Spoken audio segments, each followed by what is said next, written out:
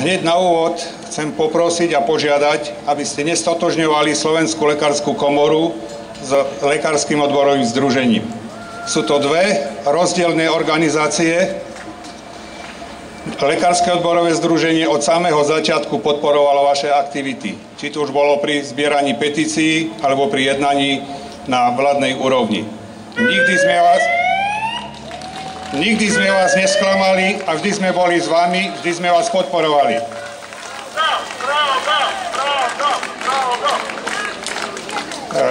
Milé sestričky, drahé kolegyne, myslím, že zišli sme sa pred ústavným súdom, aby sme verejne povedali, že tu niečo smrdí v tej Slovenskej republike.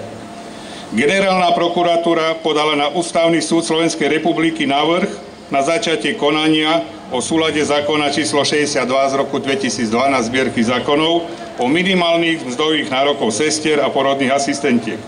Od tohto momentu sa vyhražajú aj lekárom, že ich zákon môže skončiť na Ústavnom súde. V tomto sme na jednej lodi.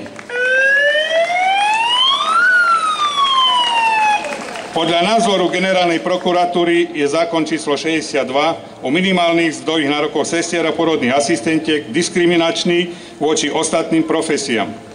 Upozorňujeme Generálnu prokuratúru Slovenskej republiky, že podobnou argumentáciou, ako napadla váš zákon na Ústavnom súde, by mal byť daný návrh na zrušenie osobitných platových zákonov prokurátorov, sudcov, hasičov, policajtov, štátnych zamestnancov a zamestnancov vykonávajúcich práce o verejnom záujme.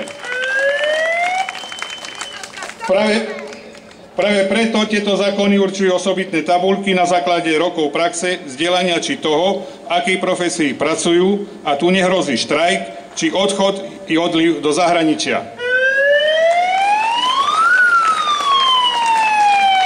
Veríme, že Ústavný súd rozhodne v blízkej dobe a nenechá niekoľko desiatok tisíc zdravotných sestier a porodných asistentiek v neistote. Veríme, že rozhodne nezávisle a spravodlivo. Veríme, že zdravotné sestry a porodné asistentky dostanú to, čo im patrí, spravodlivú mzdu.